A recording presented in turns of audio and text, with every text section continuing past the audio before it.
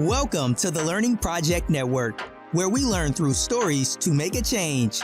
The Learning Project Network, an organization dedicated to social justice issues. We are dedicated to learning about issues that impact children, families, and communities to help start conversations that lead to solutions. We believe that through storytelling and peer support, individuals can better understand how experiences lead to outcomes.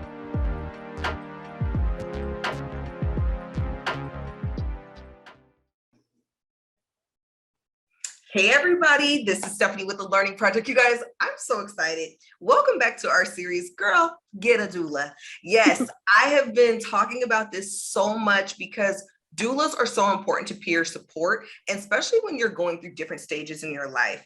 And through my personal experience, I have learned that doulas were a lifesaver in my life and understanding how my body works, how I can help support myself, my husband, my child.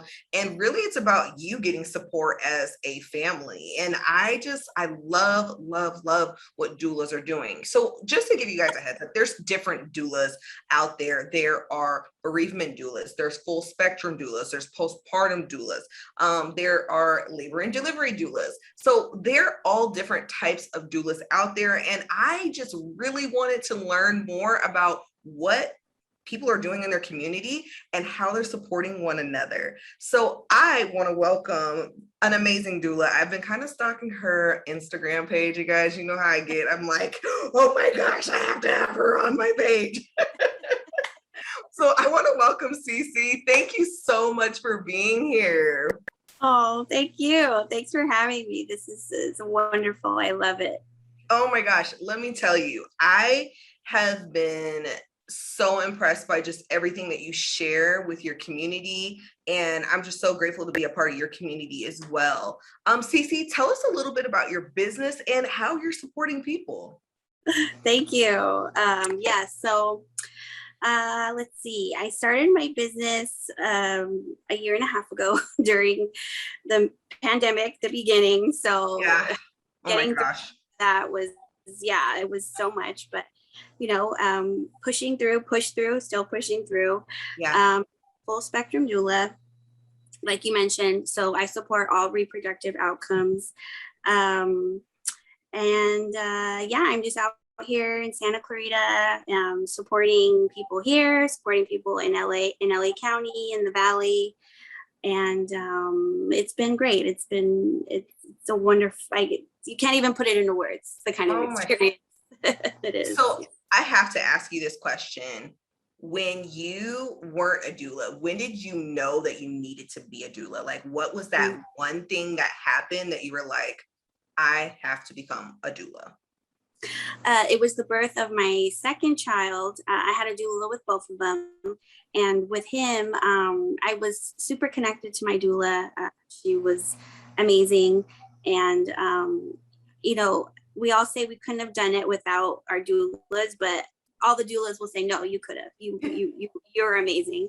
Yeah. Of course, she said that, but I just felt such a connection to her and such a connection to that kind of world. And I had this great experience, and I wanted everybody else to have that same great experience. I didn't want them to be afraid of all of everything happening, to their body. Being in the hospital can be a lot. And I just wanted to be support and be there for people. I absolutely love that. So for our listeners that are not maybe on like YouTube or one of our visual podcasts, tell us what the name of your doula program is, and your business, and that way they can hear that. Awesome. Yeah. So I'm CC doula, and on Instagram I'm at CC_doula. Oh my gosh. I love that name so much, like the business name. It's so awesome. Thank you. Yeah, it used to be CC the doula, but I kind of wanted to incorporate some of my heritage into it. And CC la doula is CC the doula in Spanish.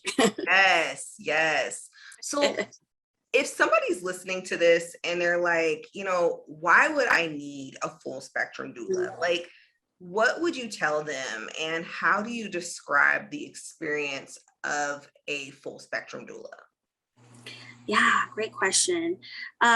So I come through with any kind of reproductive experience you're having. Mm-hmm. I support birth, labor and birth, and postpartum. I also support people who are going through miscarriages, and I also support people who are having abortions. So if you are experiencing any of those type of reproductive experience, happenings, you can look me up, and we can talk about what's going on, what's happening, what kind of support you're looking for. And this goes for all full spectrum doulas. We all support the same things. So yeah. Yeah. This is so interesting to me. Like, I love that you're talking about this experience that you have, and no matter what your body is doing, a full spectrum doula can be there each step of the way. So how would a full spectrum doula help somebody that is having a miscarriage? And what's like the one thing that comes to mind that you're like, this is why you need to get a doula if you're having a miscarriage? Yeah, awesome. It's amazing to be there for people when they are having a baby. Like I said, can't put it into words. Yeah. But when you're having a miscarriage, you still need support. You're still going through your body is still going through the same things as if you were still pregnant and still having a baby. If your baby is stillborn, I also support that as well. But so any kind of loss, right? Wow. But yeah, going through a miscarriage, you have your procedure, or you miscarry naturally, and you still need physical and emotional support, and that's what I'm there for. Wow. Let's talk about this physical and emotional support for a second, you guys. So there are so many people that have miscarriages, and they're just like hearing from family, like, get over it. You're okay. Everybody has them. Don't worry about it. Like, you're going to be completely fine. Yes. And deep down, like, you're not fine. Like, I had 2 miscarriages very, very early on. And I just, like, the first one, like, kind of like, okay, it's all right. Like, let it go. My second one sent me in a straight spiral. Like, I was just so frustrated between infertility and then this happening. I just was like so cruel to myself. I was not kind. I was in a very negative headspace. I literally felt like I was like breaking down, and I was still putting my smile on. I was still like functioning. I just did not want to admit where I really was until I just collapsed. Like, I couldn't do it. And so is that something that you typically see, CC? And what's that one question that opens up the door or sparks people to say, I need help and I don't know what to do? Yes. Thank you for sharing your story. More people need to share. Yeah. It happens to us all. 1 in 4 people is the statistic. So yes, it happens, and it isn't something you can just get over, air quotes. It's people come to me because they don't know what to do, but they do know they need some kind of help. Yeah. Especially if they don't have a partner. And even if they do have a partner, partners oftentimes don't know what to do themselves. Yeah. Also, they're experiencing the loss as well. So, yes. I'm gonna have to stop you right there, y'all. Did you hear what she just said? So you have to remember that, yes, the birthing partner is going through that loss, but their spouse is also going through that loss. And that's something we really, we don't acknowledge very much, and we forget.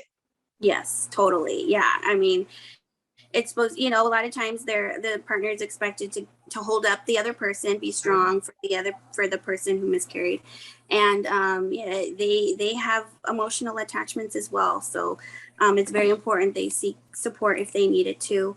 That's great that you're highlighting that too. I'm really glad that you actually spoke about, the support that a doula gives to both people. So let's talk about this. In your experience, what do people need when they are bilingual, or what are people experiencing when they don't have someone that looks like them or speaks their same language or just has that same connection? So tell me a little bit about that. Yeah, that's a great point you're bringing up, because people who don't speak English still need support. I would say even more so because they do not know what's happening. They do get translators.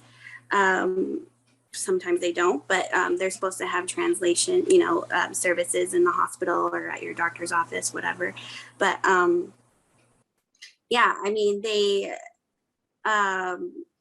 it's so important for people of color, especially I'm Mexican, so other Mexican people to see me and know that this isn't just a white thing. Yes. A lot of times that they think that they cannot afford a doula. Yes. Only, it is seen as a luxury. And I've heard that from doulas, unfortunately, and it makes me really sad. Yeah. But I'm here for the people. A lot of doulas don't, they're not in it. I don't know, I might ruffle some feathers, but I don't know if this is a profession that you can, be a millionaire in. I'm sure some people, can, but I know a lot of people don't do this for the money. They do it because they understand that people need support, and people need support that, don't always have money, and they need it even more so. Oh my gosh, yes. I'm actually glad that you brought this up. And the reason why I've been talking a lot about this on a lot of my different segments is because we have a very large refugee population coming into the United States. And we are going to see so many people not understanding our birthing practices. And then let alone half the people that live in the United States don't understand the birthing practices. I remember. So true. I remember when my doctor told me that he may or may not birth my baby. He doesn't know who will be there. There's 5 people on a rotation schedule, and you're going to get one of them, and you can't meet them all, but you can meet one of them, and hopefully you'll get him. And if you don't get him, you'll get some other random person. And it's such a sacred time. And I'm like, what is happening right now? Like, I remember that just blew my mind. And I've just said to myself, okay, now, if this is my experience and I don't understand it, how many other people that may have different pieces of intersectionality that it's really complicated and they just really don't have the same person to make certain things happen and have that connection. It's like the connection during birth is just gone. It's oh, you don't need connection. You don't need to have somebody. You can just come in here and pop that thing out and just go on. And I remember realizing I wasn't going to have the same doctor, and I couldn't get over it. It was a very hard thing. And my doula had to walk me through it. And she goes, the one thing that you will have is me. Yes. I will be there. Okay. And she had to keep telling me that. And that brought so much comfort to me. And that brought tons of anxiety down. And I ended up actually having a C-section because my baby was going back up for some reason. I don't know what that was all about, but also too, I think my muscles are super tight, and I was just in a whole craziness world. When you have a baby, you guys, and you're going through that labor delivery process, your brain is just somewhere else. It's the weirdest thing ever. But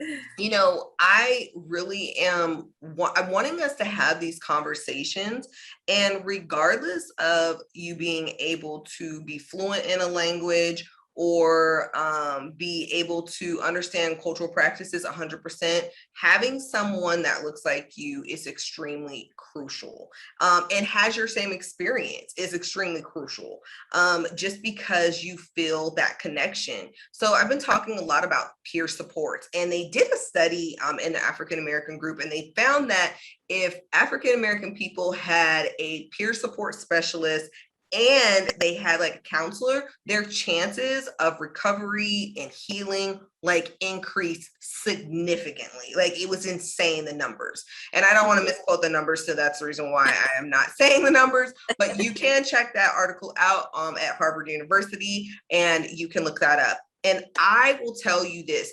support is more than just a word. It's more than just an act. It's somebody that really can relate to you on such a different level and connection.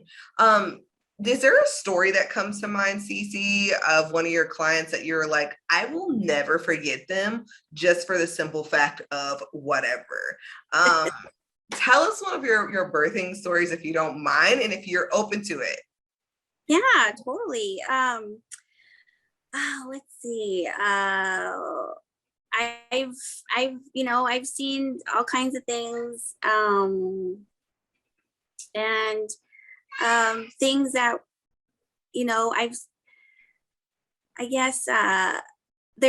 two are standing out to me right now. I mean, everybody is they're all really strong, right? They're all going with the flow, and they're making it happen. And I've been with a mom who was in labor for like 2 days. Wow. And from like start to finish. And she was was pushing through and persevering and doing such a great job. And then, she wanted everything, no medication, no nothing. And she was doing a great job. And she was so tired. She just had to get that epidural. And and it was fine. She got it, and she dilated in like a few hours, and she had the baby. So, there's things like that are just like, you can see things a certain way and you can try to plan it, but things just don't just go a totally different way,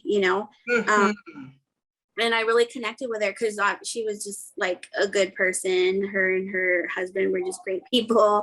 And I was just so happy for them because she still got what she wanted in the end, her baby, and everything was fine and great. But I'm always in such admiration of how strong, these birthing people are. They're just,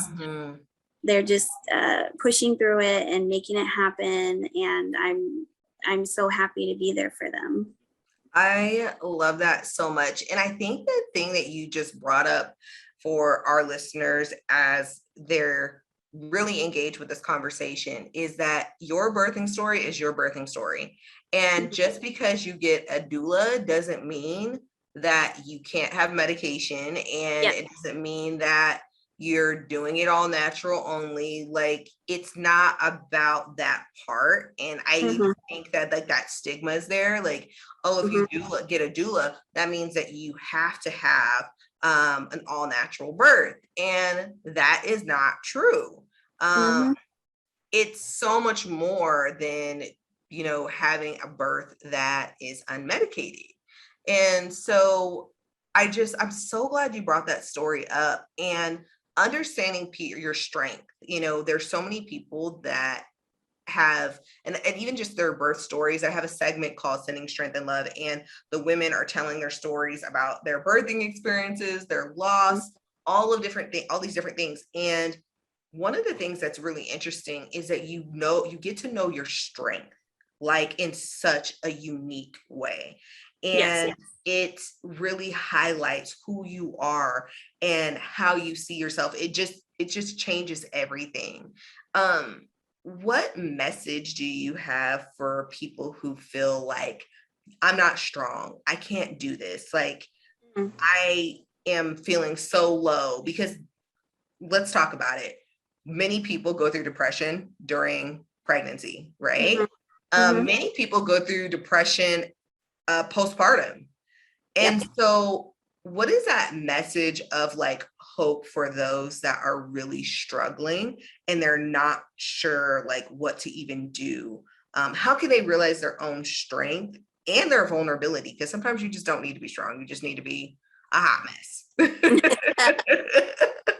Yes. Oh my gosh. It's okay to be a hot mess. It happens. Yes. No, totally. Strength, just know, I always like to tell my clients, you need to trust your body. You need to trust your instincts, listen to those instincts. If something's wrong, then something's wrong, you have to really get in touch with yourself and go inside yourself, and even like a first reaction, that could be your instinct. No, that doesn't sound right, and then you look more into it and you're like, yeah, I was right. It's not, what they're telling me isn't right, or whatever, right? Or isn't true. So yeah, I like to tell people to trust themselves, and your body knows exactly what to do. And we get so, the message is lost in the MIC, the medical industrial complex. The message is totally lost. The message is, don't trust your body, trust me. I'm the only one that knows what to do exactly in that situation. And I'm not knocking, doctors or hospitals or nurses. They're all amazing. They know a lot more than I do. But I also know that trusting your body is worth its weight. Wow. Oh my gosh. Like, I don't know who needs to hear that, y'all. Like, that hit me like a ton of bricks. And the reason why is we talk a lot about what infertility does, which is it takes a piece of you. It makes you mistrust yourself. You don't trust yourself. You can't even sense yourself. And then when and let's actually take this a further back, okay? When you're a teenager and you have your cycle and you are feeling all of these things, and everybody's like, you need to calm down. You need to stop doing that. Like, you're automatically starting off with learning not to trust your body. Then you may go into infertility and you're learning that you shouldn't trust your body. Then you are in labor, or pregnancy, during that pregnancy journey. And, you're like, hey, I feel this. Hey, I'm not sure about this. And you may have a doctor or a nurse or somebody that is, communicating with you, and they're not treating you with kindness and dignity and feeling like that embrace and trusting you to tell you as much as about your body. But because we have such this weird, like, you don't know your body, I do, and I'm not in it, that is where the huge problem, and it's crazy when you say it out loud, right? It's crazy. But exactly what you're talking about is so critical for so many people. Knowing your body, understanding your body, teaching your daughter and your sons, or however an individual identifies, teaching them about their body and giving them language to what they're experiencing and how to communicate about what they're feeling and what they need. And being able to petition for that and not apologize for it because you are wanting something.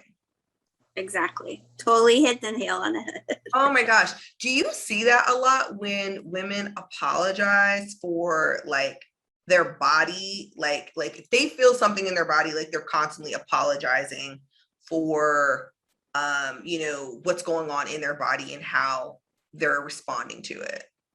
Oh yeah, totally. I mean, I feel like even there's like a whole vibe in the room sometimes of like, I'm sorry, I'm having this baby in this room right now, if that makes sense. It's it's very weird. I mean, I know that my clients are grateful to the nurses, and nurses are amazing, but there definitely is a sense of apology too about, oh, I'm sorry, my contractions aren't helping me to dilate quicker, things like that. And I mean, I don't say anything, but I'm always like, you don't have to apologize for nothing. Your body is doing what it's supposed to be doing on its own time. your body and your baby are on their own time. They're on nobody else's. Oh, okay. If y'all didn't hear that, replay that. Okay, for real, because Yes. it's important to know that this is your journey. No one else gets to come into this space, and it's okay for you to need a longer amount of time or a shorter period of time. Like, it is your space, it's your time. So Cece, what's the one last message you want our listeners to hear about this beautiful world of doulaship, this full spectrum doula, and that partnership, that connection? We talked about a lot. What's that last message that you want our listeners to hear? Just to know that it is your right to have support as a human being. And it's not just, yes, for birth and all the other reproductive things, but also just like as a human, just needing support. And it's okay to ask for support. And if you think it's too expensive, there are doulas out there who will do things for free or have a sliding scale for really low cost. So don't do yourself a service and Google it, because they're out there and they want to help. They're there to help.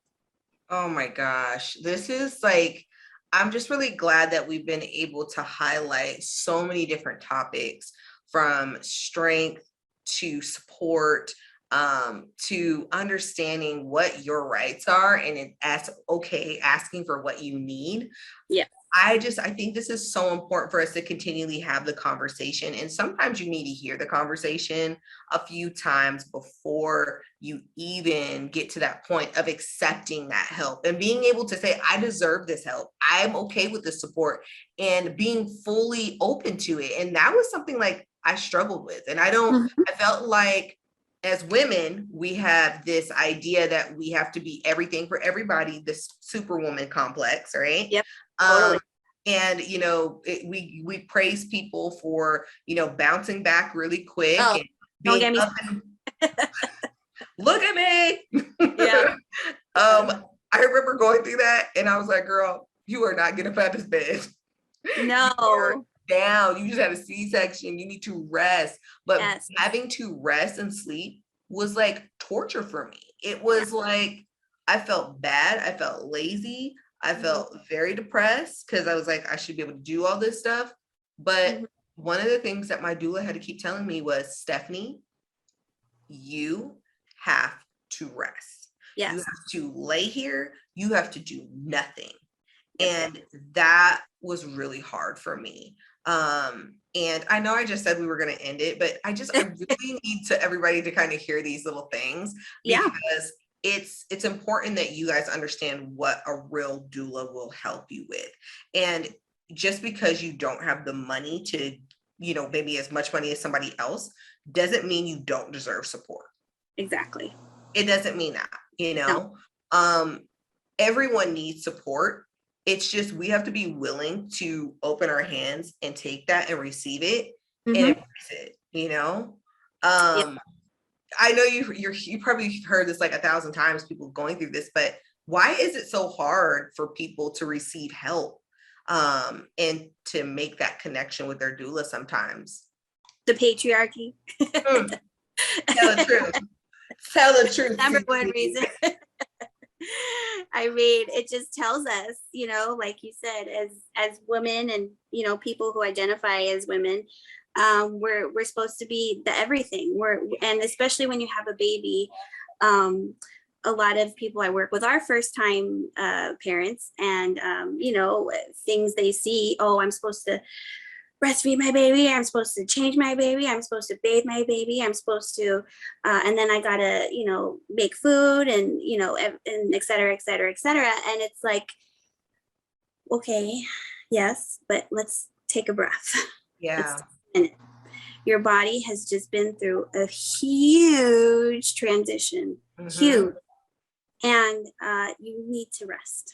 And it's so hard. I had a prenatal with a mom today, and she has 7 kids, And it's going to be hard for her to rest.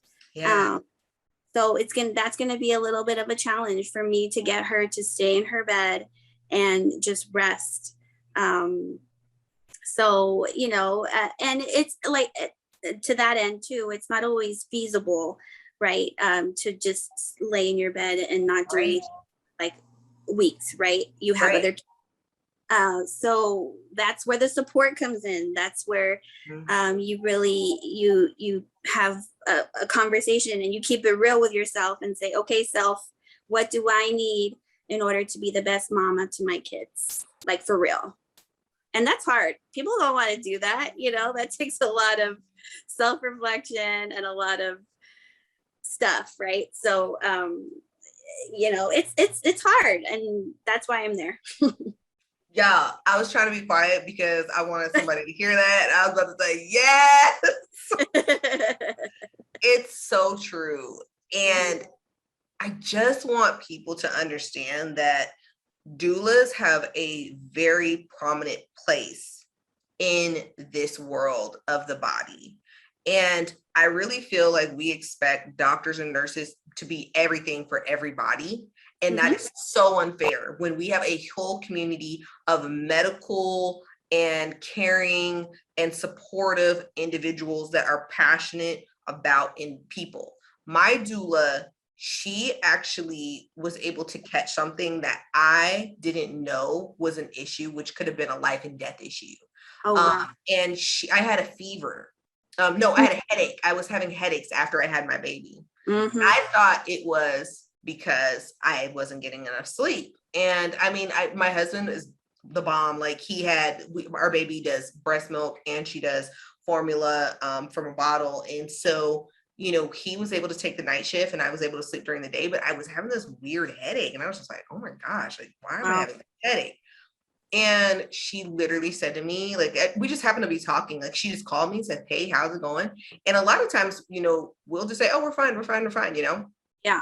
And she goes, no, how are you really doing? Let's actually go through some questions. And so I told her about this headache. I was like, it's so weird. I just have this headache. I don't know why, you know? And she was like, Stephanie, how long have you had that headache? And I was like, it's been like probably about 3 days. It's just like, it's weird. And she goes, you need to go to the hospital right now. And she was like, you could have preeclampsia. And she was like, you know, a lot of women don't know about this and they're not even sure like what their body should be feeling. It's a new body. It's a new body that literally has gone through a transformation. And it's like a real thing. It's like the next level of what is it called when you are going through a transition? It's the rite of passage. And so it's like this new passage that you have taken on and you don't know this body and you're saying and doing and not sure what, and you're not walking in confidence. And let me tell you, I was so glad that I ended up having a UTI, but they were like, I'm glad you came in because this could have got way worse because you had a catheter. And so you guys, doulas are extremely important. Sometimes even after your 6 week, you know, you go to your 6 week appointment, that 6 week, a lot of stuff can happen. And I'm like, who is supporting you? Who is helping you? Sometimes nobody. And a lot of people don't know about different support systems that are out there so that they can actually succeed, grow, and develop, and really get healthy. And taking that time to heal. And so I'm just so glad you said that, CC. Like, oh my gosh, I just love this conversation so much. And you guys, I hope that you're getting a lot from this. Like, I always tell you guys, do not send somebody chocolates or candies. Send them a podcast, something that will feed their soul, their mind, their spirit, you know, like this conversation is like that good chicken noodle soup. It's like good for the soul. It makes you feel heard and seen. And then on top of that, you're like, where can I go? You can connect with CC. And do you do like consultations and things like that through Zoom and all of that stuff too? Yes. When somebody contacts me, I say, okay, let's get on FaceTime. And we just talk and it's like an interview basically. And that's totally free, no charge. We talk about how I can support you, what you're looking for. And yeah, and then we go from there. I love it. Oh my gosh. Thank you so much, CC, for being a part of this series. Where can people find you? If I know you dropped your handles earlier, but if they needed to, like, I need to talk to CC. I feel like such a connection with her. She understands me. Where can they find you and how can they connect with you? Yeah, thank you. So yeah, again, Instagram at CC_law_doula_.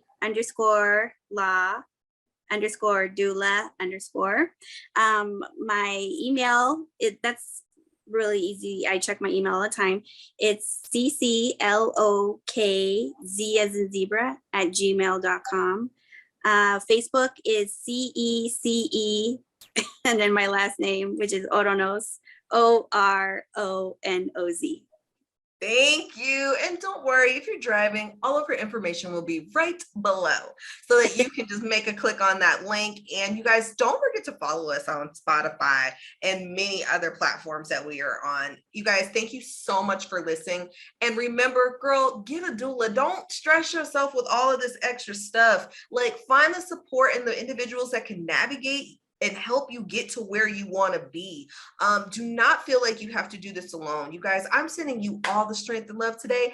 And until next time, talk to you soon. Bye. Bye.